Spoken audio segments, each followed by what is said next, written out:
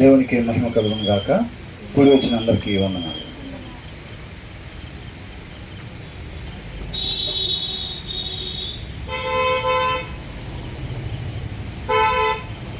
గత ఆదివారం మనం ఏం ధ్యానించుకున్నామండి?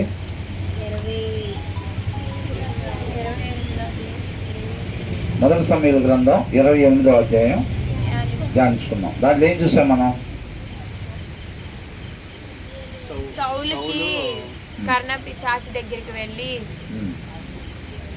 ఎందుకని వెళ్ళాడు? దేవుడు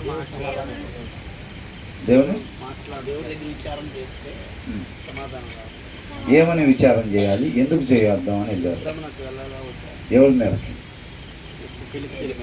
ఫిలిస్తీన్ల మీదకి. ఫిలిస్తీన్లు యుద్ధం చేయడానికి వచ్చినప్పుడు వాళ్ళని చూసి భయపడి దేవుడి దగ్గర విచారణ చేస్తాడు.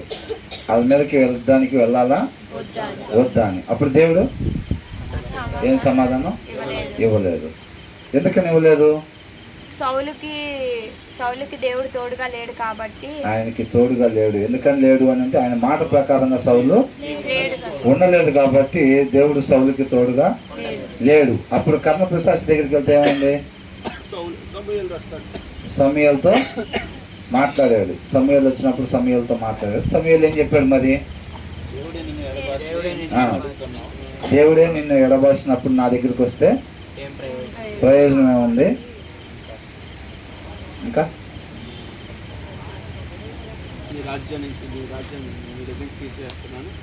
దేవుడు నా ద్వారా నీకు ముందుగా ఏదైతే తెలియపరిచాడో దాన్నే ఈ దినాన జరిగిస్తా ఉన్నాడు. ఆ దినాన నువ్వు అమాలేకీయుల దగ్గర దేవుని తరపున పగ తీర్చుకోమని దేవుడు చెప్పినప్పుడు నువ్వు దాన్ని నెరవేర్చలేదు కాబట్టి దానికి సంబంధించి ఈ దినాన దేవుడు నీకు జరిగిస్తా ఉన్నాడు. ఆయన చెప్పినట్టుగా రాజ్యం నీ దగ్గర నుంచి తీసేసి దావీదుకి ఇస్తున్నాడని చెప్పాడు. అవునా? తర్వాత ఇంకేమన్నాడు? రేపు దినానికి నువ్వు నీ కుమారులు నాతో కూడా ఉంటారు అని అన్నాడు. ఆ మాట విన్న తర్వాత సౌలు ఏం చేశాడు? కూలబడిపోయాడు. అంతేనా? కూలబడిపోయి ఇక భోజనం కూడా చేయకుండా అలాగే ఉన్నాడు. తర్వాత వాళ్ళు బతిమలాడి, అవును, ఆ యొక్క సేవకులు బతిమలాడినప్పుడు భోజనం చేసి తిరిగి ఇంటికి వెళ్ళినట్టుగా మనం చూస్తూ ఉన్నాం. అంతవరకు లైన్లోకి వచ్చారు కదండి అందరు. ఇంకా అవునా? ఏం ధ్యానించుకున్నాం అన్నది. ఎందుకంటే శుక్రవారం కంపల్సరీగా ముందు మనం ఏం ధ్యానించుకున్నాం అన్నది కంపల్సరీగా ఒకసారి సరి చూసుకోవాలి మనం. అంతే కదండి, దాని కంటిన్యూషన్ కాబట్టి.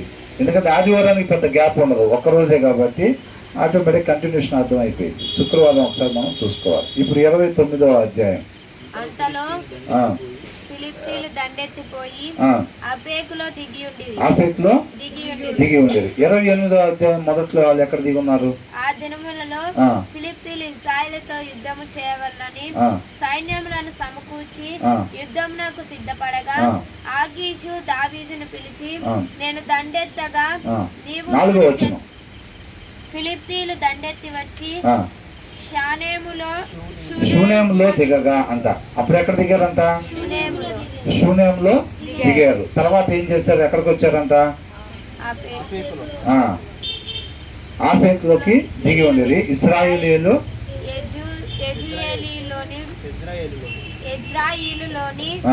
జైలు దగ్గర దిగి ఉండేది. వీళ్ళు అంతకు ముందు ఎక్కడ దిగారు? వీళ్ళు అదే 28:4 ఉంది చివర.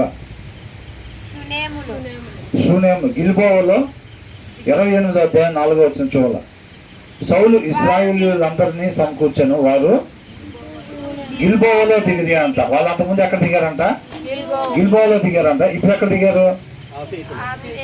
కాదు, ఇశ్రాయేలులోని జల దగ్గర దిగి ఉండేది ఇశ్రాయేలీయులు. అవునా? తర్వాత ఏమైంది? ఫిలిష్తీయుల సర్దారులు తమ సైన్యమును 100 మందిగాను 1000 మందిగాను వ్యూహపరచి వచ్చుచుండగా దావీదును అతని జనులను అకీషుతో కలిసి దండు వెనక తట్టున వచ్చుచుండిరి. ఇక్కడ ఏం జరిగిందండి? వీళ్ళు ఎందుకని వస్తున్నారు? వీళ్ళమ్మటే దావీదు ఆ జనాంగం ఈ ఫిలిష్తీయులు అమ్మటే ఎందుకని వస్తున్నారు? ఫిలిస్తీన్ రాజు దాన్ని మాతో పాటు రమ్మన్నాడు. అడిగారు. ఎక్కడుంది అది? అడిగారా? మిగతా వాళ్ళు చెప్పాలి. అడిగారా? ఎన్ని అధ్యాయాలు ముందు ఉంది అది?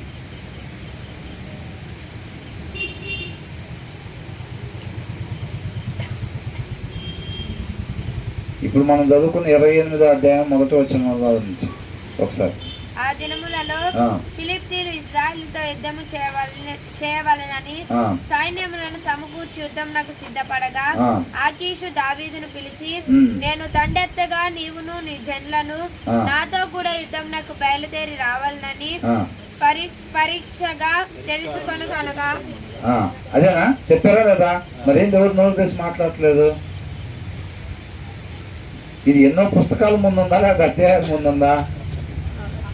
ఒక్క అధ్యాయం మొన్న ఆదివారం ధ్యానించుకున్న దాంట్లోనే ఉంది. అసలు దాన్ని చూడకుండానే మనం చెప్పొచ్చు వీళ్ళు ఎందుకని వాళ్ళు వెనకాల వెళ్తున్నారు అని. అంటే ఇప్పుడు బ్రదర్ చెప్పారు కదా, ఏమన్నారు? ఆకీష్ రాజు మేము యుద్ధానికి వెళ్ళినప్పుడు నువ్వు కూడా మాతో పాటు నీ సైన్యాన్ని తీసుకొని రావాలి అని చెప్పాడు, దానికి సిద్ధంగా ఉండమని చెప్పాడు. కాబట్టి అసలు అలా చెప్పాలంటే దావీదు మీద ఉన్న ఆకీష్ రాజుకున్న అభిప్రాయం ఏంటండి? ఎవరి మీద యుద్ధానికి పిలిచాడు దావీదుని?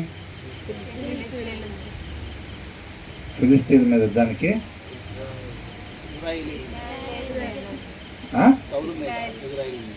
ఇశ్రాయేలీల జనాంగం మీదకి యుద్ధానికి పిలిచాడు. అవునా? బ్రదర్ చాలాసార్లు చెప్తా ఉంటారు. ఏమని చెప్పండి? బాడీ ప్రెసెంట్, అది బాడీ ప్రెసెంట్ మైండ్ ఆబ్సెంట్ అంటారు.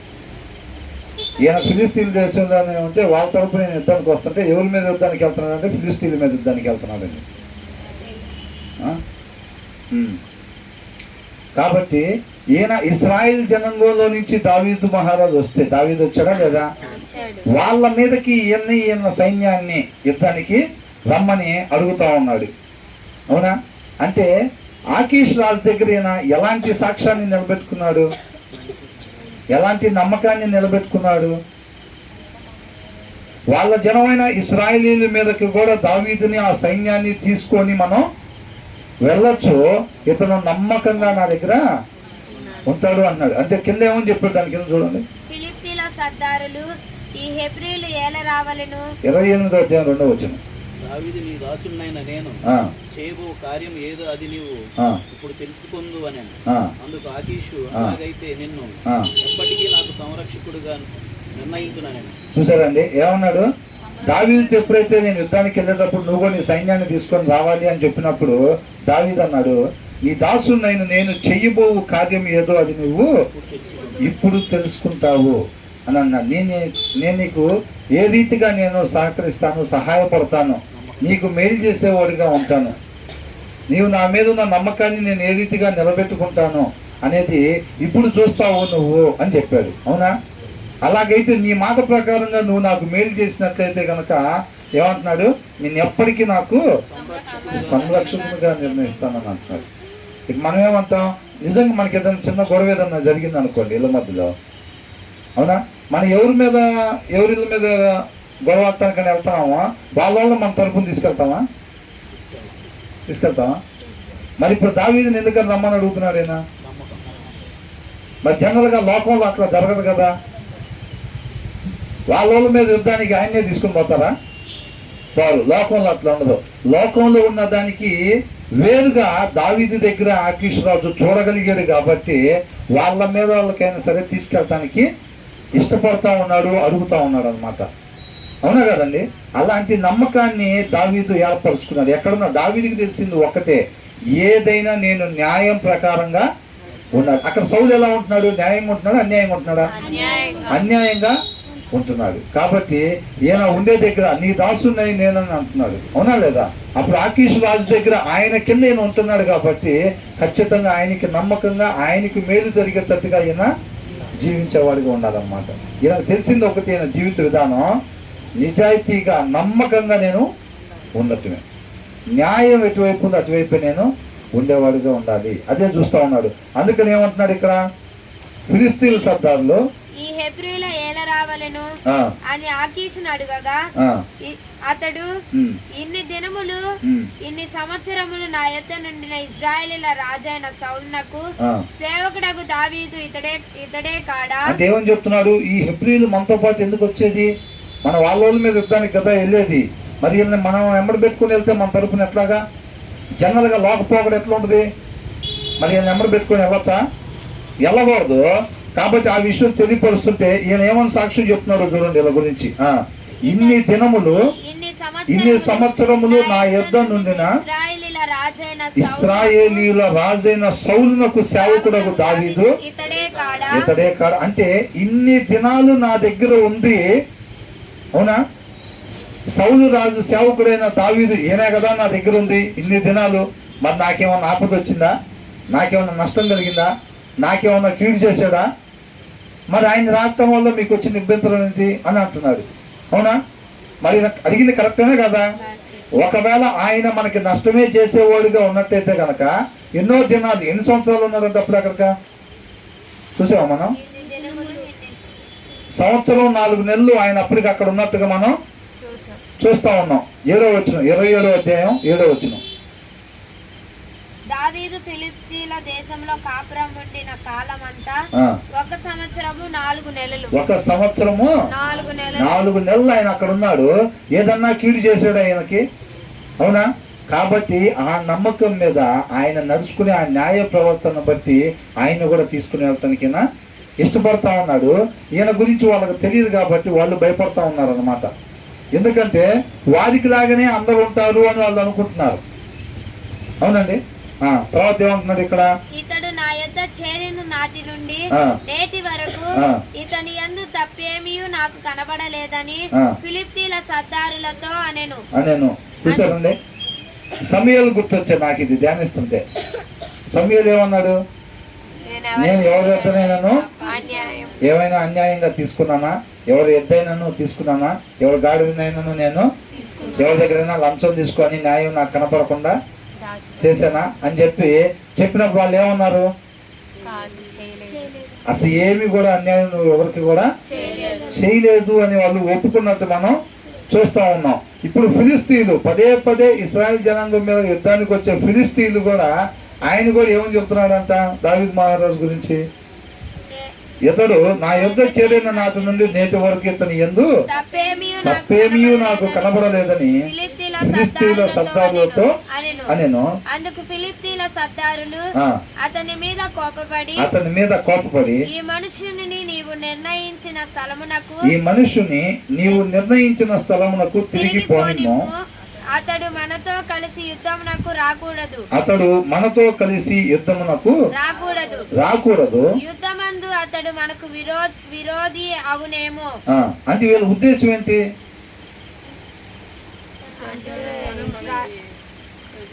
ఖచ్చితంగా ప్రతి ఒక్కళ్ళు కూడా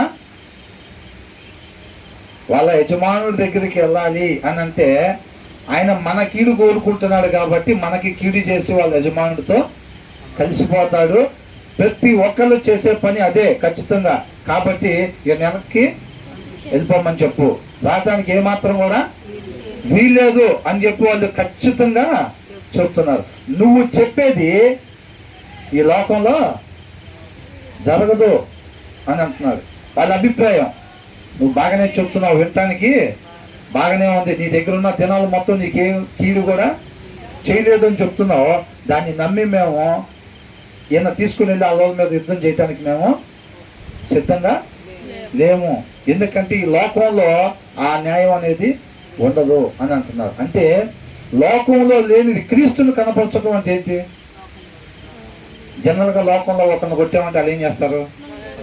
తిరిగి కొడతారు. నిజమైన విశ్వాసం తగిలినప్పుడు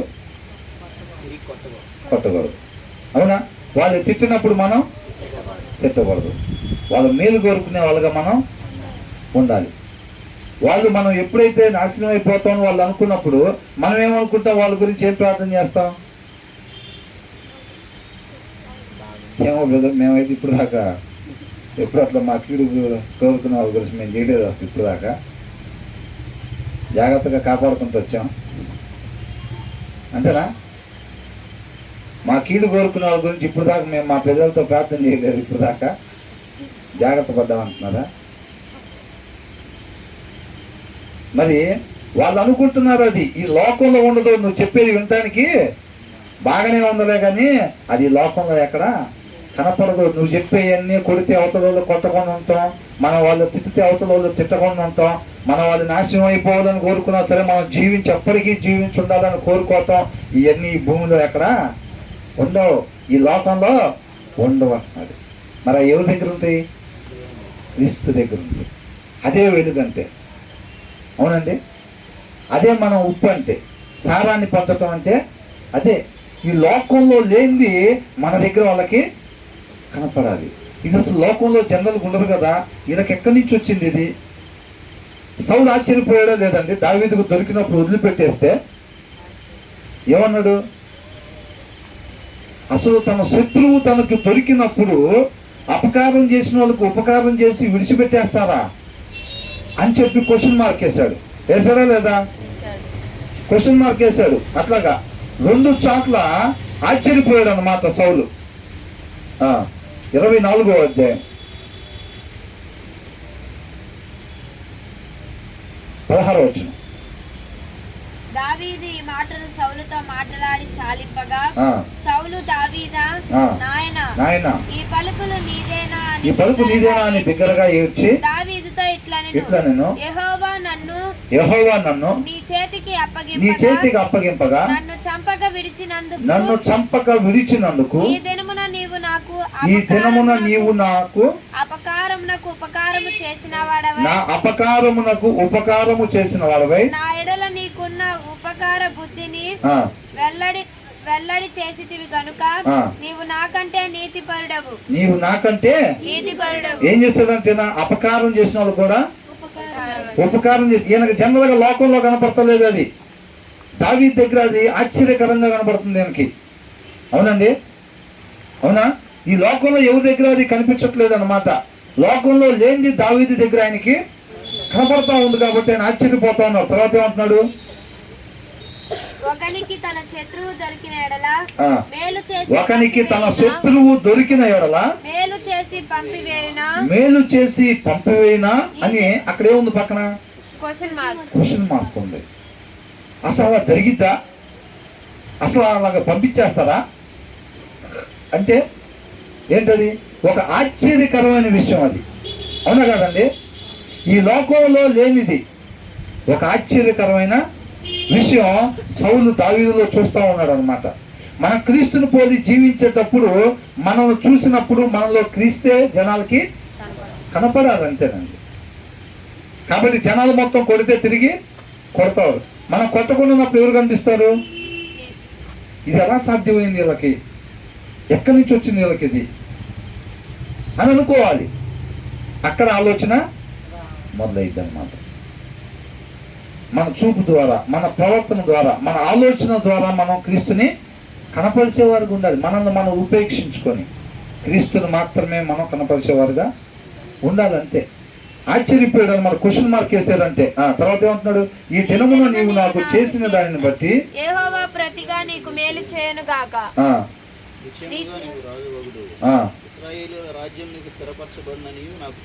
చూసారండి? అట్లాగన్న స్వభావానికి విరుద్ధంగా ఈ లోకంలో ఏదైతే పండు తిన్న తర్వాత జనాలు ఏదైతే అవలంబిస్తా ఉన్నారో ఆ స్వభావానికి విరుద్ధంగా ఉంటున్నారు అనమాట. అర్థమవుతుందా? ఎంతమందికి అర్థమవుతుందండి? మన చుట్టుపక్కల్లో మనం అలాగా జీవించేవారు ఉండాలన్నమాట. వాళ్ళలో కలిసిపోయి వాళ్ళకి లాగుంటాం. భక్తి అంటే లోపల రహస్యంగా తలుపు చేసుకొని ప్రార్థన చేయమన్నారు కాబట్టి లోపల చేసుకుని బయట వాళ్ళకి లాగి మనం కూడా జీవిస్తూ ఉంటే ప్రయోజనం ఏమీ లేదు. లోకంలో లేనిది మన దగ్గర కనపరిచేవారుగా మనం ఉండాలండి. అది వాక్యాన్ని అనుసరించటం అంటే. అనుసరించకుండా కేవలం మనం చదువుకొని విడిచిపెట్టేవారు ఉండేటట్లయితే మనం కూడా లోకస్తులుగానే కనపడుతూ ఉంటాం. అది వాళ్ళు కూడా మనలాగనేరా? ఆ దగ్గర నేర్చుకోవటానికి పెద్దగా ఏమీ లేదు.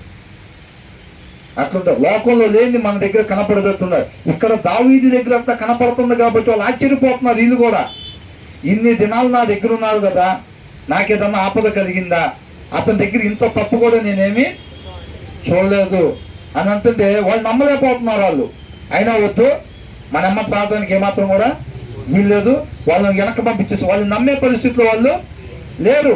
ఈ లోకంలో 99% పైన నువ్వు అన్నట్టుగా ఉండే పరిస్థితి లేదు. అవకాశం కోసం ఎదురు చూసే వాళ్ళే ఉంటారు అందరూ అని అంటున్నాడు. కాబట్టి వీళ్ళు నమ్మటానికి ఇష్టపడలేదు, సిద్ధంగా లేరు అన్నమాట. తర్వాత ఏమంటున్నాడు, దేని చేత అతడు తన యజమానునితో సమాధానపడును.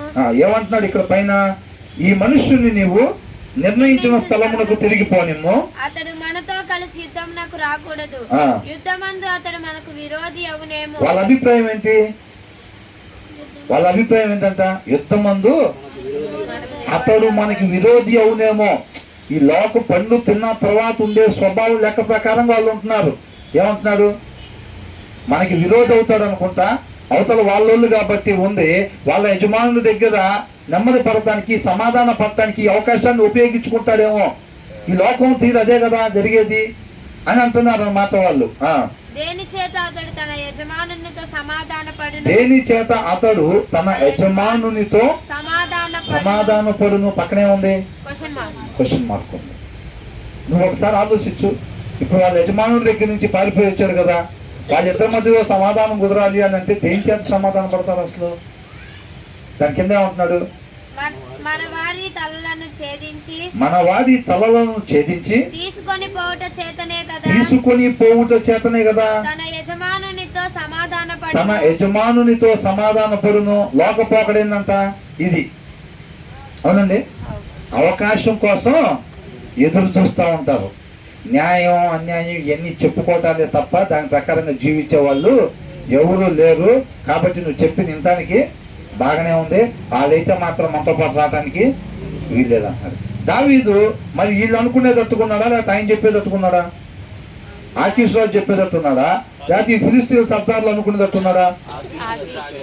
నువ్వేం కొత్తగా చెప్పదు బాబు, ఎంతమందిని చూడట్లేదు, మనం ఎంతమందిని చూడట్లేదు, పంపించేసే అంటున్నాడు. కొంతమంది ఏమనుకుంటారు తెలుసా, వాళ్ళు పెట్టుకోవట్లేదా బొట్టు? ఏంటంట, వాళ్ళు పెట్టుకోవట్లేదు బొట్టు, వాళ్ళు కూడా క్రైస్తవులేగా, మనోళ్ళేగా, వాళ్ళు చేయట్లేదు ఇట్లాగా, వీళ్ళు కూడా చేస్తున్నారుగా, వాళ్ళు చేస్తారు, వాళ్ళు మన చర్చకొచ్చేవాళ్ళేగా, వాళ్ళు అట్టగా ఉన్నారు, వీళ్ళు అట్టగా ఉన్నారు, వీళ్ళు అట్టగా ఉంటున్నారు. నేనేదో చెప్తున్నావు మా గురించి, మా అత్తగారి గురించి, మా మామ గురించి సాడీ నేను ఒకదాన్ని చెప్తున్నాను, నువ్వు అనుకుంటున్నావేమో. మొన్న ఆమె ఏం చెప్పింది తెలుసా? ఏమేమి చెప్పింది తెలుసా? ఆమె ఏం చెప్పిందా తెలుసా అని అంటున్నారు. అంటే వాళ్ళు వీళ్ళు చేస్తే పర్వాలేదా, మనం కూడా చేయొచ్చా? అంతే తప్ప న్యాయాన్ని బట్టి ఎవరు చేసేది అన్నది కాదు. మన జీవిత విధానం ఏంటి? న్యాయాన్ని అనుసరించడమే మన జీవిత విధానం అంతే. ఇక్కడ దావీదు ఏం పెట్టుకున్నారండి? దావీదు జీవితంలో ఒక్కటే విధానం అంతే. ఆయన కృపను బట్టి నాకు క్షణం ఇచ్చాడంటే ఆయుష్, ఆ క్షణం నేను న్యాయంగా జీవించటమే నా జీవిత విధానం అంతే. వాళ్ళు ఎలా ఉంటున్నారు? సౌలుని బట్టి అయితే దావీదు ఎలా ఉండాలి అసలు? అవతలను బట్టి మనం ఉండాలి బ్రదర్. ఆ సిస్టర్ నా గురించి, అక్క నీ గురించి 20 నిమిషాలు ప్రార్థన చేశాను అక్క, ఎందుకు మోకాలు ఏంగానే నువ్వే గుర్తొచ్చావు, 20 నిమిషాలు చేసావంటే మనం కూడా ఇవాళ ప్రార్థన మోకాలు ఏంగానే ప్రేరేపణ వచ్చినా రాకపోయినా ఆమె గురించి ఒక అరగంట చేయాలి. లేదు ఎవరైనా వచ్చి నీ గురించి అట్లా చెప్పింది, ఆమె సాడీని చెప్పిందని అంటే మనం కూడా ఆమె గురించి మనకు తెలిసిన విషయాలని ఈ లోపలే చెప్పాలా లేదా? ఆ ఇన్ని రోజులు ఎందుకు లేదని చెప్పి నేను ఓపిక పట్టించా, లాభం లేదు, మొత్తం నీ గురించి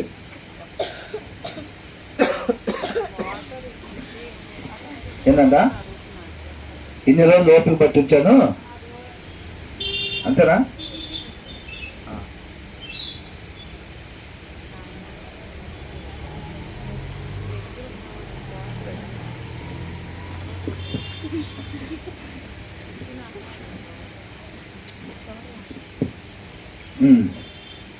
కాబట్టి వీళ్ళు ఏమనుకుంటున్నారు, నువ్వు చెప్పింది ఇక్కడ జరగదు, ఎవరి దగ్గర మనం చూసేది కాదా, ఇది చెప్పుకోవటానికి బాగానే ఉంటాయి. అందుకే మనం ఎవరికన్నా వాక్యం చెప్పా అన్నట్లు చేయకూడదు కదన్నా, లేదు బయట తమ్ముడు నువ్వు చెప్పిన ఎంతానికి బాగానే ఉంటాయి, అవి చేయటానికి పనికిరావు.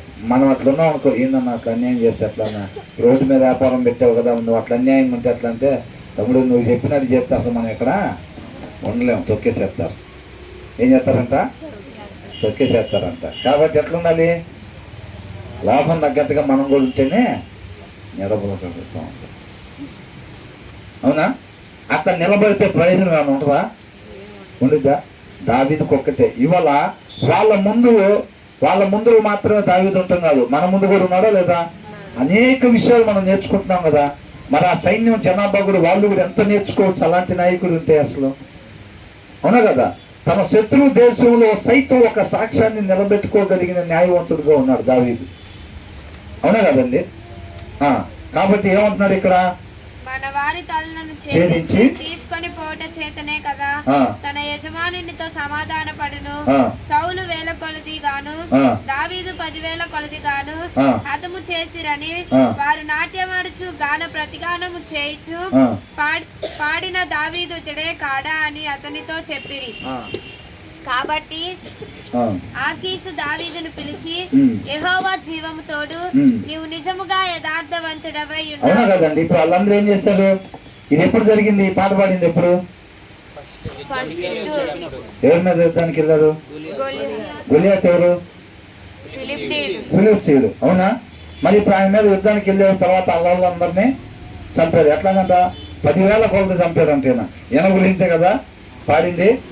మరి ఈయన ఎవరు తరపున ఉంటాడు అని అంటున్నారు వీళ్ళు. తర్వాత ఏమంటున్నారు? కాబట్టి ఆకీషు దావీదును పిలిచి, యెహోవా జీవము తోడు, నీవు నిజముగా యథార్థవంతుడవై ఉన్నావు. ఎవరు చెప్తున్నారు చూసారా? అవునా? ఫిలిష్తీయుల దేశంలో ఉండే ఆయన ఈయన గురించి చెప్తా ఉన్నాడు అనమాట. ఏమంటున్నాడు? యెహోవా జీవము తోడు, నీవు నిజముగా యథార్థపరుడవై ఉన్నావు.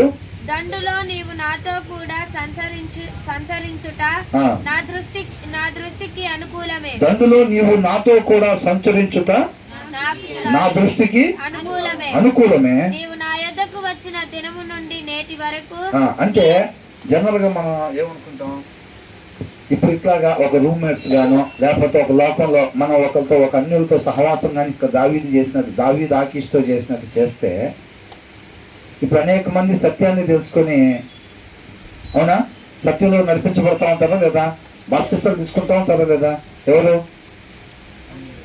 అన్యులు. ఎలా తీసుకుంటే ఈయన మాట తింటే ఈయన ఆల్మోస్ట్ రెడీగా ఉన్నట్టు కనబడుతున్నాం చూస్తుంటే. అవునా కదా? లోకంలో లేనిది దావీదు దగ్గర ఆయన చూసినట్టుగా కేవలం చూడటం మాత్రమే కాదు, ఖచ్చితంగా అది సత్యము.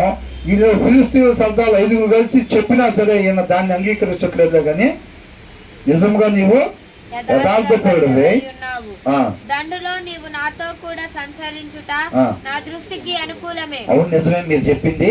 అది మన అమ్మకు రాకూడదు, నేను నమ్మాను, పొరపాటు పడ్డాను అన్నాడా? ఏమంటున్నాడు? నీవు నాతో కూడా సంచరించుట నా దృష్టికి అనుకూలం. వాళ్ళందరూ చెప్పినా సరే నమ్మాడా? నమ్మలా. నేను లోకంలో లేనిది ఆయన దగ్గర నేను చూశాను, అది సత్యం అంటున్నాడు. నేను చూశాను ఆయన దగ్గర. కాబట్టి నేనేమంటున్నాడు? ఖచ్చితంగా నువ్వు యథార్థపరుడు ఉన్నావు. దండులో నీవు నాతో కూడా సంచరించుట నా దృష్టికి అనుకూలమే. మన గురించి ఎవరన్నా చెప్పినా సరే నువ్వు ఒకటి కాదు 100 చెప్పు. 100 చెప్పు. నేను ఆమెని చూసా, నేను సత్యానుసారం ఉంటూ నేను చూసా, నేను నమ్మనంతే, వాళ్ళు అట్లాగా చేయరు అని ఎవరి గురించి చెప్పాలి? సత్యస్వరూపి సహవాసుల గురించి చెప్పాలి.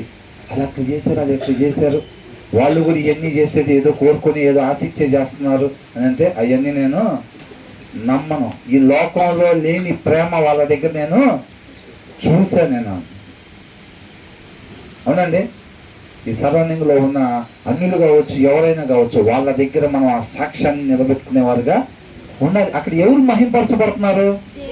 దేవుడు మహింపరచబడుతున్నారు. దావీదు ప్రవర్తన ద్వారా మహిమ ఎవరికి వస్తుందండి? దేవుడికే మహిమ వస్తుంది. అవునా? ఆయన కృపను బట్టి నాకు క్షణం ఇచ్చినా సరే జీవించడానికి ఆయన నామాన్ని మాత్రమే నేను మహింపరిచేవాడిగా ఉంటాను. అదే జీవిత విధానం. క్షణం కూడా వదిలిపెట్టుకోవట్లేదు. అవునండి. తర్వాత ఏమంటున్నాడు? నీవు నా యొద్దకు వచ్చిన దినము నుండి నేటి వరకు నీ యందు ఏ దోషమును నాకు కనబడలేదు. నీవు నా యొద్దకు వచ్చిన దినము నుండి నేటి వరకు నీ యందు ఏ దోషమును నాకు కనబడలేదు. నీ యందు ఏ దోషము నాకు కనబడలేదు గాని సర్దారులు నీ యందు ఇష్టము లేక ఉన్నారు. చూసారండి, ఇప్పుడు సమయాల గురించి కూడా అదేగా చెప్పారు. నా యందు ఏమన్నా ఉన్నదా? ఎవరన్నా చెప్పన్నాడు. యేసుక్రీస్తు వారు ఏం చెప్పారు? ఉన్నదాన్ని ఎవరన్నా స్థాపించగలరా అని అంటున్నాడు. ఈయనేమని చెప్తున్నాడు ఇక్కడ దావీదు గురించి?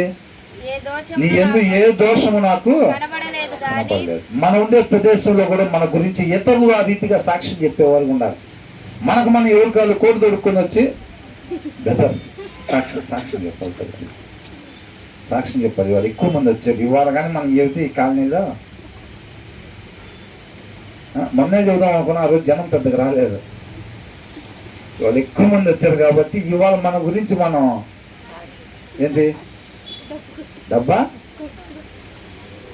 బాగుండేది బ్రదర్ అంటే అమ్మ టైం లేదు ఆదివారం నన్ను వచ్చేవారం అమ్మ వచ్చేవారు ఎంతమంది వస్తారు నాకు తెలియదు. వాళ్ళు చాలా మంది 2 నిమిషాలు బ్రదర్ 2 నిమిషాలే సాక్ష్యం చెప్తుంటారు. అవునా? దేవుడి నామానికి మహిమకరమైన సాక్ష్యం. మనం సాక్షిగా జీవించాలంట, సాక్ష్యం చెప్పుకుంటా కాదు. అవతల వాళ్ళు బలహీనమైన ఆత్మ ఎవరన్నా ఉంటే కనుక వాళ్ళు బలపరిచే నిమిత్తం మనకు జరిగిన కార్యాలు చెప్పచ్చులే, కానీ దాన్ని ఒక అలవాటుగా ఆచారంగా మనం ముందుకు తీసుకెళ్లే వాళ్ళంగా ఉండకూడదు. అంతే, ఒక సాక్షిగా జీవించే వాళ్ళగా మనం ఉండాలండి. తర్వాత ఏమంటున్నాడు? ఫిలిప్పీల సర్దారుల దృష్టికి నీవు ప్రతికూలమైన దాన్ని చేయకుండానట్లు నీవు తిరిగి నీ స్థలమునకు సుఖముగా వెళ్ళమని చెప్పగా అంటే వాళ్ళు అసంతృప్తి కలిగించే పని నువ్వు చేయకుండా ఉండే దానికోసం ఏమంటున్నాడు? నువ్వు తిరిగి వెనక్కి వెళ్ళిపో. నువ్వు తృప్తిపై వాళ్ళని సంతృప్తిగా ఉంచేటట్టుగా, అంటే వీళ్ళ అభిప్రాయాన్ని చెప్పాడు కదా, చెప్పినప్పుడు దాన్ని గౌరవించాలని వెనక్కి వెళ్ళిపోతే ఏమనుకుంటారు? అభిప్రాయం తెలిసిందా లేదా? లేదు, నన్ను నిలబెట్టుకోవటం కోసం ఖచ్చితంగా నేను వాళ్ళని చంపి మీ ముందు నేను అనేది ఏంటో ప్రూవ్ చేసుకుంటా అని అన్నారు అనుకోండి, ఏమంటారు అప్పుడు వాళ్ళు? నమ్మకంగా ఇప్పుడు ఆయన అన్నారు అనుకోండి, ఫర్ ఎగ్జాంపుల్గా వాళ్ళు చెప్పారు వెళ్ళిపోమని చెప్పారు, ఇప్పుడు చెబుతారు అనుకుంటున్నా సమాధానం. వాళ్ళు లేదు నువ్వు చెప్పింది బాగానే ఉంది, కాకపోతే మేము నమ్మే పరిస్థితిలో లేవు, వెళ్ళిపోమని చెప్పారు. వెళ్ళిపోమని చెప్తే ఆయన వచ్చి చెప్పాడు. చెప్పినప్పుడు ఈయన ఎట్టి పరిస్థితుల్లో వాళ్ళు నన్ను నమ్మలేదు కాబట్టి నా నమ్మకాన్ని వాళ్ళు కనపరుచుకునేటట్టుగా నేను వచ్చి మీ శత్రువులైన నా జనాభా అయినా సరే వాళ్ళని నేను చంపినంటే ఏంటో మీకు చూపిస్తాను అని అంటే ఏమయ్యేది?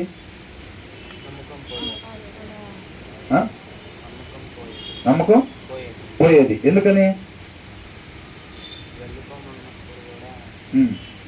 చూసారా అసలు ఎట్లా చెప్పాడా? అందుకనే దగ్గర కూర్చోవాలి, ఎప్పుడైనా వాక్యానికి దగ్గరగా కూర్చోవాలి. లేదు నేను వెళ్ళను మీతో పాటు వస్తానంటే ఏమనేవాళ్ళు? మేము చెప్పలా? మేము చెప్పామా లేదా? వాళ్ళు వినడు మాట అని అంటే లేదు వచ్చిన దగ్గర నుంచి ఇంతవరకు నాకు ఏ దోషం కనపడలేదని చెప్పావు. ఇప్పుడే ఏమంటున్నాడు? వెళ్ళిపోమంటుంటే నిజంగా మనం మేలు కోరుకునేవాడు అయితే మనం చెప్పినప్పుడు వినాలిగా, వెళ్ళాలిగా. అట్లా కాదు నేను ఇక్కడే ఉంటాను అంటున్నాడు. ఆల్రెడీ వాళ్ళు మాట్లాడుకునే ఉంటారు.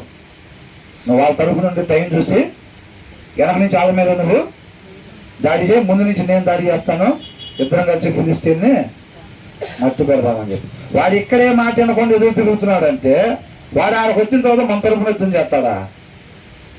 అనుకుంటారా లేదా? ఖచ్చితంగా అనుకుంటారా వాళ్ళు అట్లాగా. కాబట్టి ఇక్కడ ఏమన్నాడు? ఫిలిస్తీయుల సర్దారుల దృష్టికి నీవు ప్రతికూలమైన దాన్ని చెయ్యకుండానట్లు నీవు తిరిగి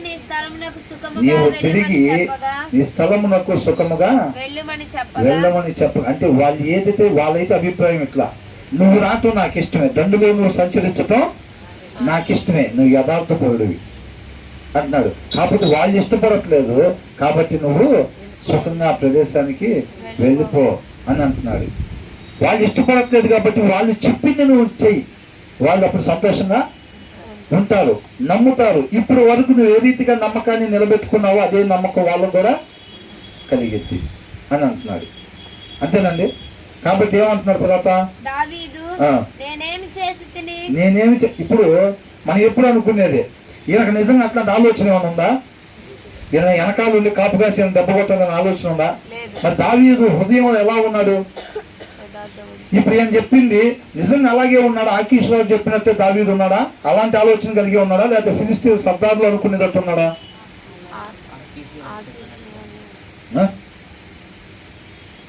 క్వశ్చన్ అర్థం కాలేదేమో. ఇప్పుడు దావీదు నిజంగానే ఆకీషు రాజు చెప్పినట్టుగా అలాగున్నాడా, లేకపోతే ఫిలిస్తీన్ సర్దార్లు అనుకుంటున్నారు చూసారా, మన తలకాయలు తీసుకెళ్ళి వాళ్ళకి అప్పచెప్పి సమాధానం పడతాడు వాళ్ళ యజమానుడితో అని అనుకుంటున్నారా? ఎలాగున్నాడు నిజంగా? ఆకీషు రాజు చెప్పినట్టే అనుకుంటున్నాడు. ఈయన యథార్థపరుడు, నిజంగానే యథార్థపరుడు. ఈయన అంటున్నాడు అని కాదు, నువ్వు యథార్థపరుడువే, నువ్వు యెహోవా జీవంతోడు, నువ్వు బండిలో ఉంటావు, నాకు ఇష్టమే అని ఈయన అంటున్నాడు కదా. ఈయన అంతమని కాదండి, నిజంగానే దావీదు యథార్థపరుడు, నీతిమంతుడు అంతే. ఆయన జీవిత విధానమే అది, ఆయన యాక్టింగ్ కాదు. కొంతమందికి లాగా ఇవాళ శుక్రవారం మన బ్రదర్ అన్నారు చూసారా, ఏమని ఇవాళ శుక్రవారం ఆ కోట్ వేసుకెళ్ళాలి మనం, ఇవాళ వరకు మనం ఎట్లా ఉన్నా పర్వాలేదు, ఇవాళ భక్తి కోటు వేసుకుని వెళ్ళాలి, కొంచెం వంగని నడవాలి, వినయ విధేయతలు కనపరిచేవారుగా. అవునా? శుక్రవారం ఆదివారం మా పిల్లలకి బుధవారం కోటు స్కూల్లో. కొంతమంది ఏం చేస్తారు, వేషధారులకి కొంతమందికి శుక్రవారం ఆదివారం, వాళ్ళకి ఆ 2 రోజులు కోటు ఉంటుంది భక్తి పొరులాగా. అవునా? మిగతా టైంలో ఏసన్న గారి లాగా ఈయన క్రైస్తవుడై ఉంటాడు. ఆయన నెమ్మది, ఆయన సమాధాన మనసు చూస్తుంటే, ఆలోచన చూస్తుంటే ఈయన క్రైస్తవులాగా కనబడుతున్నాడే అని మనం ఎవరు గుర్తుపట్టే పరిస్థితి ఉండదు. బయట లోకస్తుల లాగానే అనేక మంది విశ్వాసులుగా ప్రవర్తించే వారు ఉన్నారనమాట. అవునండి. కాబట్టి ఈయన అలా కోటేసుకుని వచ్చినోడు కాదు, ఈయన నిజంగానే యథార్థవంతుడు, నీతిమంతుడు అంతే. ఎవరు చెప్పారు? ఇందాక సౌలు మాట్లాడినప్పుడు కూడా ఏమన్నాడు, నీవు నాకంటే నీతిపరుడు. నువ్వు నిజంగా తన శత్రువు తన చేతికి దొరికినప్పుడు వదిలిపెట్టేస్తాడా అని అంటున్నాడు. ఆశ్చర్యపోతున్నాడు, అసలు ఎట్లా జరిగింది ఇది అంటున్నాడు. అర్థమవుతుందండి? ఈ లోకంలో శరీరాశ, నేత్రాశ, జీవపుడంబం అవి అన్ని తండ్రి వలన కలిగినవి కావు. క్రీస్తుని పోలే మనం ఆయనలో నాటబడి ఉంటే లోకంలో లేనిది దేవుడి నామానికి మహిమకరమైంది మన దగ్గర జనాలు చూసేవారుగా ఉండాలి. అది చూపించినప్పుడు వాళ్ళు ఎవరిని చూసినట్టు? క్రీస్తుని చూసినట్టు మనలో. అర్థమవుతుందండి? మనల్ని మనం మరుగు చేసుకుని క్రీస్తుని చూపించినట్టు అనమాట. మనం అలా జీవించేవారుగా ఉండాలి. దావీదు అలాగే జీవిస్తాం. దావీదును మన ముందు దేవుడు పెడుతుంది అందుకేనండి. అనేక విషయాలు నేర్చుకోవాలి ఆయన దగ్గర నుంచి, అనేక విషయాలు నేర్చుకోవాలి. సౌలు చూసినప్పుడు మనం ఏమనుకున్నాం, ఎలాగ ఉండకూడదో మనం నేర్చుకున్నాం. దావీదును చూసేటప్పుడు ఏం నేర్చుకుంటున్నాం, ఎలా ఉండాలో మనం నేర్చుకుంటా ఉన్నాం అన్నమాట. శత్రువులు సైతం. అర్థమవుతుందండి? మన క్రైస్తవుల్లో బ్రదర్ బాగా ప్రే చేస్తారు, బ్రదర్ నిజంగా మంచిగా ఉంటారు. మన వాళ్ళు ఇక్కడ చెప్పటం కాదండి, బయట అన్యులు మన గురించి చెప్పాలి. అర్థమవుతుందండి?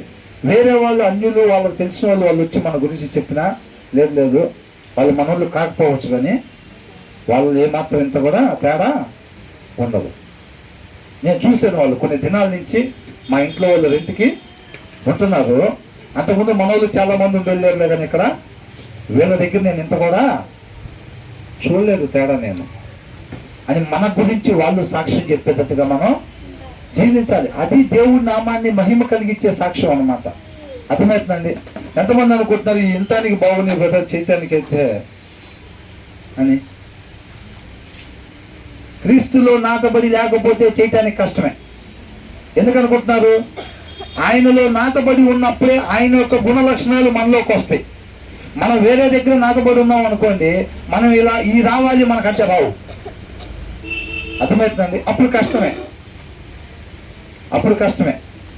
మనం వేరే దగ్గర నాటబడి ఉండి ఈయన గుణ లక్షణాలు మనలో కనపడాలంటే అదే పని కాదు. మన క్రీస్తులో నాటబడి ఉన్నప్పుడు మాత్రమే ఆ యొక్క గుణ లక్షణాలు లోకంలో లేనిది జనాలు మన దగ్గర చూసేవారుగా మనం జీవిస్తాం. అటువంటి సాక్ష్యం ద్వారా దేవుడిని మహింపరిచేవారుగా మనం ఉంటాం. కాబట్టి ఇక్కడ ఏమంటున్నాడు, నేనేమి చేసి తిని నా ఏలిన వాడవగు రాజా, నీ శత్రువులతో యుద్ధము చేయుటకై నేను రాకుండానట్లు నీ యొద్దకు వచ్చిన దినము నుండి నేటి వరకు నీ దాసుడనైన నా యందు తప్పేమి కనపడినను ఆకీషుని అడిగాను. ఆకీషు అసలు ఎంత బాధపడుతున్నాడండి, అవునా? అసలు మనకి చదువుకుంటే ఆ అక్షరాలు మనం చదివేటప్పుడు దాంట్లో ఉన్న భావోద్రేకాలు మనకు అర్థం కావాలి, అవునా? కొన్ని వచనాలు మనం చదువుకునేటప్పుడు అసలు ఎంత బాధపడుతున్నాడు. అసలు దేవుడు అంటున్నాడు, సమయాలు వాళ్ళు నన్ను ధృవీకరించారు అని దేవుడు చెప్తుంటే అసలు లోపల ఎంత బాధపడుతున్నాడు. లోపల మనం అంటాం కదా, అసలు ఆయన అంత మాట అన్నాడండి, ఆ మాట అంటే నాకు అసలు గుండె కోసేసినట్టు అయింది అని అంటారు, అవునా? ఒకసారి బ్రదర్ ఒకరి గురించి చెప్పారు నాకు, ఏమని అంటున్నారు, రెడీ అయినా ప్రేయర్కి శుక్రవారం ఎట్లా అయిందంట అన్న, శుక్రవారం వల్ల నేను శుక్రవారం మర్చిపోయాను అన్న వస్తాను అంటున్నాను. అసలు ఆ మాట చెప్తే నాకు అసలు గుండె కోసేసినట్టు ఉంటుంది, నువ్వు ఆ మాట ఇంకోసారి అనబాకన అంటున్నానంట. అర్థమైందా ఎంత బాధపడుతున్నాడు అని దావీదు ఇక్కడ, అవునా కదా?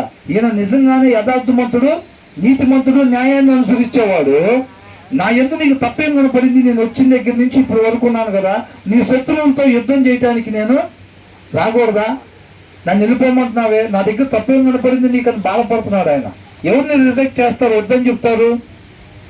అంతకుముందు ప్రవర్తనలో తేడా ఉంటే, ఈయన ప్రవర్తన ముందు నుంచే తేడా కాబట్టి ఈయన మనతో పాటు యుద్ధానికి తీసుకెళ్ళలేం, మనం అసలు రాకూడదని చెప్తాడు. వాళ్ళు నిజంగానే బాధపడి, నిజంగానే మనం కొన్నిసార్లు వాళ్ళకి అన్యాయం చేద్దామని చూసాం కదా, వీళ్ళకి కీడు చేద్దామని మనం చూసాం కదా కొన్నిసార్లు, అందుకని మనం రిజెక్ట్ చేశారులే, మనం వద్దంటున్నారులే అని అనుకోవచ్చు. ఈయన అలాంటి ఆలోచన ఎప్పుడు చేశాడా? చేయదా. కానీ వాళ్ళు ఏమంటున్నారు, రావద్దు నువ్వు మాతో పాటు అని అంటున్నాడు. ఎంత బాధపడుతున్నాడండి దావీదు అసలు, అవునా? న్యాయం ముందే వాళ్ళకి ఎప్పుడైతే అట్లా అంటారో బాధపడుతున్నాడు. అందుకు ఆకీషు, దైవదూత వలె నీవు నా దృష్టికి కనబడుచున్నావని నేను ఎరుగుతును గాని. ఏమన్నాడండి? మన ఈ కాలనీలో ఎవరు అడిగితే చెప్తారు అట్లాగా, పలానా బ్రదరు పలానా సిస్టర్ అట్లాంటి వాళ్ళంటే ఎవరి గురించి అడుగుతున్నావు అన్నా, దేవదూత సమానం వాళ్ళు అని అంటారా? అంటారా? ఎందుకని? దావీదుకి ఏమన్నా మనకులాగా 2 కాళ్ళు 2 చేతులు 2 కళ్ళు ఇట్లా కాకుండా ఏమన్నా వేరేగా ఇచ్చారా? లేకపోతే దేవుడు మనకు దూరంగానే దావీదుకి దగ్గర ఉన్నాడా? మరి ఎట్లాగా? మరి ఆయన దేవదూతలా కనపడుతుంది, మనం చూస్తే మన కాలనీలో వాళ్ళకి, మన ఇంటి పక్కన వాళ్ళు ఏదైనా వస్తువులు పోతే మన మీద కంప్లైంట్ ఇస్తున్నారంటే వాళ్ళు, అవునా? ఇప్పుడు ఒక ఇంటికి చుట్టూ 4 ఇళ్ళు ఉంటాయి కదా, పక్కన దారి ఉంటే మిగతా 3 ఇళ్ళు ఉంటాయి, అది ఖచ్చితంగా పోయి మన మీద కంప్లైంట్ ఇస్తున్నారంటే ఏంటర్థం? ఎంత నమ్మకం?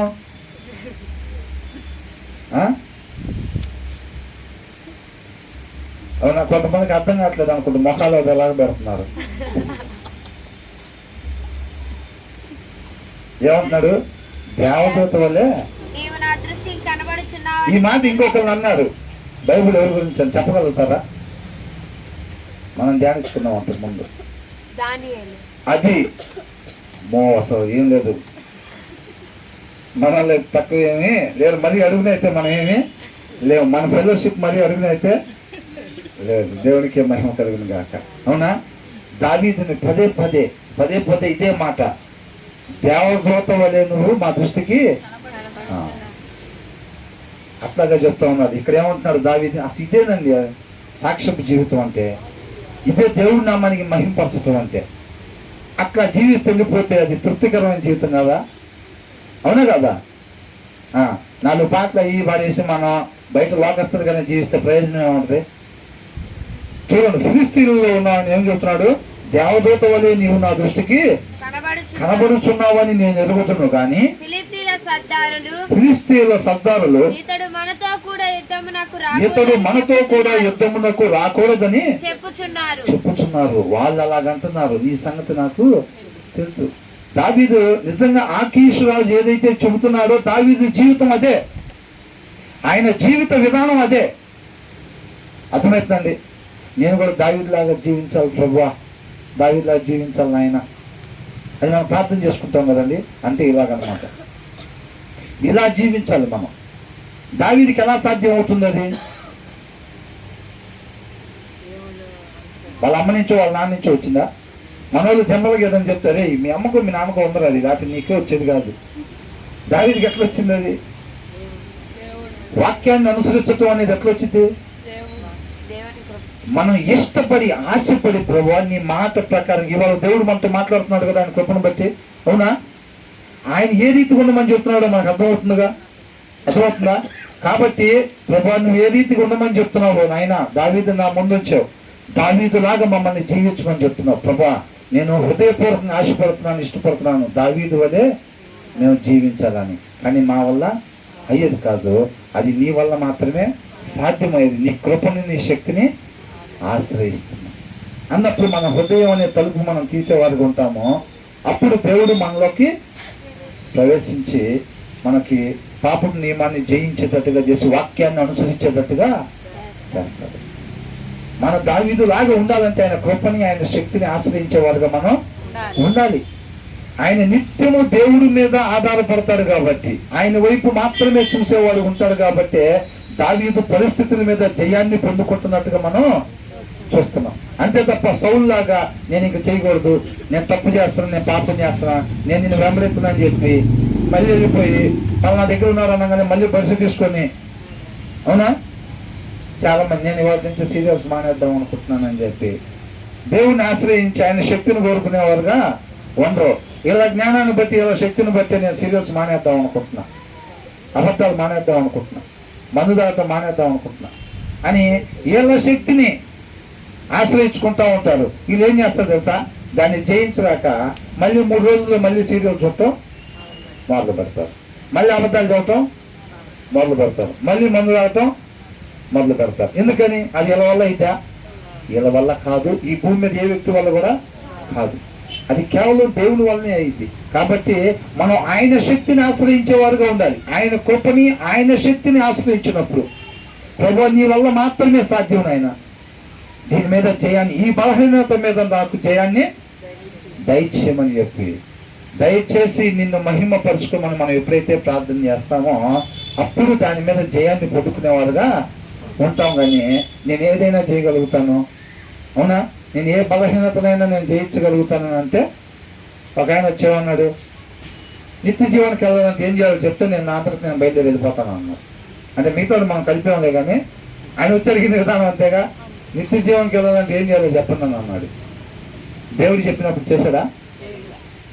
పర్యాటనలు పాటించుకోండి, నేను చిన్నప్పటి నుంచి చేస్తున్నాను ఇంకా నెక్స్ట్ అని అన్నాడు. అంటే నీ దగ్గర అయితే ఒకటి పొదువుగా ఉంది, నీ దగ్గర ఉన్న ఆస్తి మొత్తం పేదలకు ఇచ్చేసి నన్ను వెంబడించి అన్నాడు. అప్పుడు ఏమన్నాడు? వెళ్ళిపోయాడు. అంటే ఆయన వల్ల అయినా వాళ్ళదా? కానీ దేవుని కృపని ఆయన శక్తిని ఆశ్రయించినట్టయితే జయించేవాడు దాన్ని, అవునండి. కాబట్టి మనం కూడా దావీదులాగా ఉండాలంటే మనకు మనం తీర్మానం తీసుకోవటం కాదండి, మనకు మన తీర్మానం ఆయన కృపని ఆయన శక్తిని మనం ఆశ్రయించేవారుగా ఉండాలి. అప్పుడే మనం ప్రభువా నేనుండే ప్రదేశంలో కూడా నా జీవిత విధానం కూడా దావీదులాగా యథార్థంగా న్యాయవంతంగా మాత్రమే ఉండేటట్టుగా నీ కృపతోటి నీ శక్తి ద్వారా నువ్వే నడిపించిన ఆయన మనం ఆయన్ని ఆశ్రయించినట్టయితే నిజంగా మన గురించి ఇతరుల సాక్ష్యం చెప్పేవారుగా మనం ఉంటాం. అలాంటి సాక్ష్యపు జీవితాన్ని కలిగి ఉంటాం. అలా కాకుండా మనం ప్రయత్నం చేద్దాం అనుకుంటే మాత్రం సౌలులాగా అయిపోయింది మళ్ళీ పరిస్థితి. కేవలం అనుకోవటమే తప్ప అట్లా ఉండేవారుగా ఉన్నాం.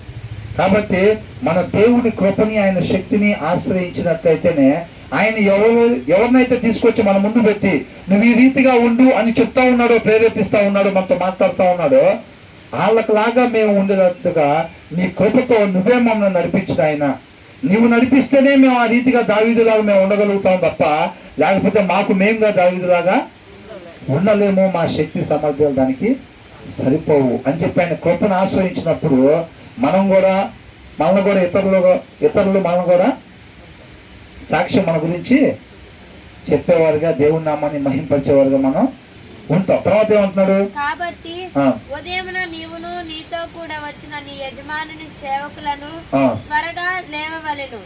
ఉదయమున లేచి తెల్లవారుగానే బయలుదేరి పోవాలని దావీదునకు ఆజ్ఞ ఇచ్చాను. ఏమి ఇచ్చాడంటే దావీదుకు ఆజ్ఞ ఇచ్చాడు అనమాట. ఇందాకేమన్నాడు? నా ఏలిన వాడా అని అన్నాడా లేదా? 8వ వచనంలో నా ఏలిన వాడవగు రాజా నీ శత్రువులతో యుద్ధం అంటే ఆయన రాజ్యంలో ఆయన కింద ఉంటున్నాడు కదా అప్పుడు, అవునా? కాబట్టి ఈయన ఏం చేశాడంటే ఇక్కడ, కాబట్టి ఉదయమున నీవును నీతో కూడా వచ్చిన నీ యజమానుని సేవకులను త్వరగా లేవవలను, ఉదయమున లేచి తెల్లవారగానే బయలుదేరిపోవాలని దావీదు నాకు ఆజ్ఞ ఇచ్చెను. ఆజ్ఞ ఇచ్చాడంట. ఆయన రాజ్యంలో ఉండేప్పుడు ఆయన ఆజ్ఞ ఇచ్చినప్పుడు చేయాలా లేదా? చేయాలి. తర్వాత ఏం చేస్తాడు? కావున దావీదును అతని జనులను ఉదయమున త్వరగా లేచి ఫిలిప్తీల దేశం నాకు పోవాలని ప్రయాణమైరి. ఫిలిప్తీల దండెత్తి యెజ్రెయేలునకు పోయిరి. ఆయన ఎప్పుడైతే ఆజ్ఞ ఇచ్చాడో, ఇక ఆజ్ఞ ఇస్తే చేయకుండా ఉంటాడా? అంటే చేయలేదు అనుకోండి, ఆయన ఆజ్ఞ ఇచ్చిన అప్పుడు ఏమైనట్టు? తన యజమానుడికి లోబడినట్టు కాదు. అవునా కదండి? కాబట్టి దేవుడు మహాకృపను బట్టి ఈ దినాన అనేక దినాల నుంచి కూడా మనం ఎప్పుడూ అనుకుంటా ఉన్నాం, దావీదు గురించి మనం ధ్యానించుకోబోతున్నాము. ఒక మంచి సమృద్ధి అయిన ఆత్మీయ ఆహారాన్ని మనం పొందుకుంటాము.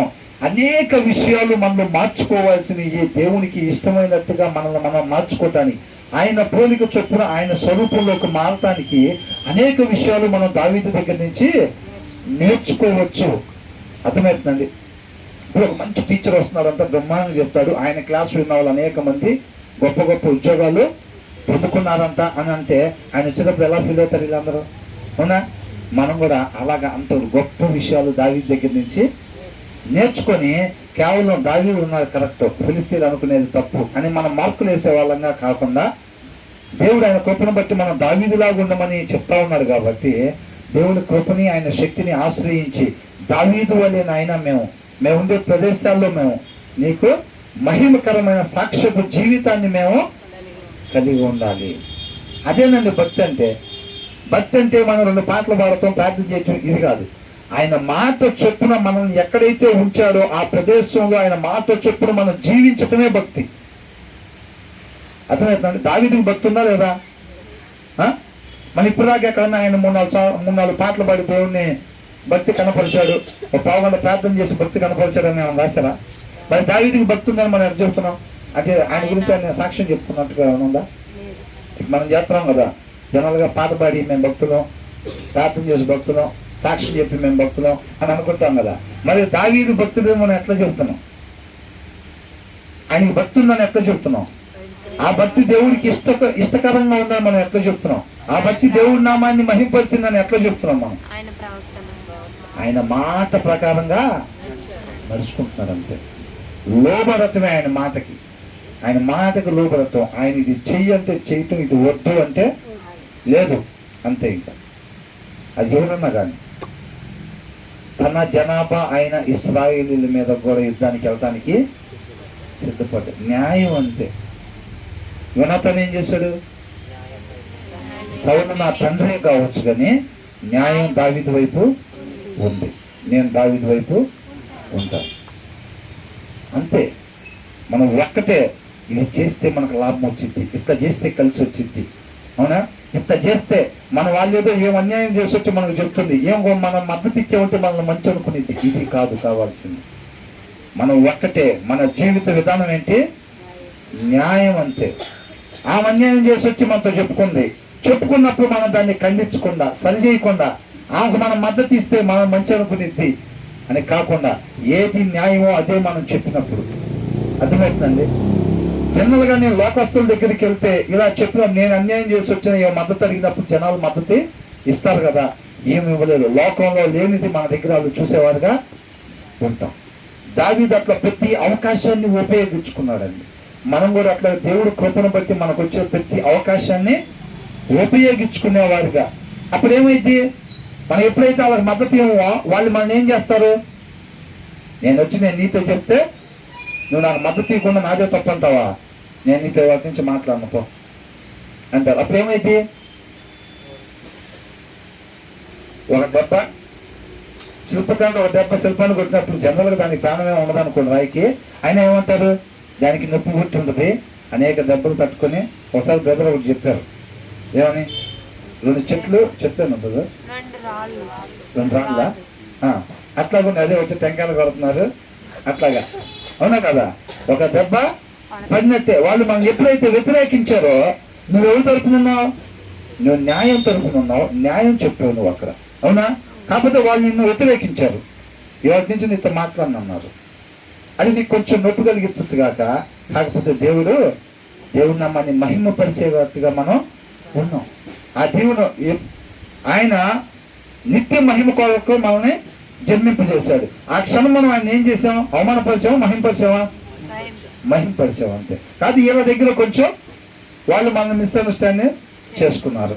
కాకపోతే ఒక దెబ్బ మనకి తగిలినట్టుగా ఆయన పోలికలోకి, ఆయన స్వరూపంలోకి మారాలి అని అంటే ఇలాంటివన్నీ కూడా సహజం. ఇప్పుడు యేసుక్రీస్తు వారు కూడా నేను ఇంకెప్పుడు చేయను, ఏంటి ఇట్లా చేసేవంట, వాళ్ళందరూ వచ్చి నీ మీద వ్యతిరేకంగా సాక్ష్యం చెబుతున్నారంటే ఇంకెప్పుడు చేయను అంటే సిలువ వేసే వాళ్ళ. ఆ శిష్యులు కూడా మొత్తం జరిగి సువార్త చెబుతున్నారంటే ఏంది అని అంటే ఇంకెప్పుడు చెప్పమండి అంటే వాళ్ళ తలకిందులుగా సిలువ వేయటం, తలకాయలు తీసేయటం చేసేవాళ్ళు కాదు. వాళ్ళు ఒక్కొక్క దెబ్బ తగులుతున్నా సరే వాళ్ళు అదే దేవుడి నామాన్ని మహింపరచటం, వాళ్ళ అవకాశాన్ని ఉపయోగించుకున్నారు. ఆయన పోలికలోకి, ఆయన స్వరూపంలోకి మారారంతే. కాబట్టి మనం కంఫర్ట్ భక్తి కాదండి చేయాల్సింది, మనం రాజీ పడిపోయే భక్తులు మనం చేయకూడదు. మనం న్యాయవంతంగా ఉండాలి. వాళ్ళు ఎప్పటి నుంచో మాట్లాడేవాళ్ళు, మన ఇంటి పక్కన వాళ్ళు మాట్లాడకపోయినా నువ్వు న్యాయవంతంగా ఉంటే ఖచ్చితంగా ఆయన పోలికలోకి, ఆయన స్వరూపంలోకి మారబోతా ఉన్నాం. ఆయన మార్చుకుంటా ఉన్నాడు అనమాట. సమస్త మహిమ, ఘనత, ప్రభావం దేవునికి మాత్రమే కలుగును గాక. ఆమె ప్రార్థన చేసుకుందాం.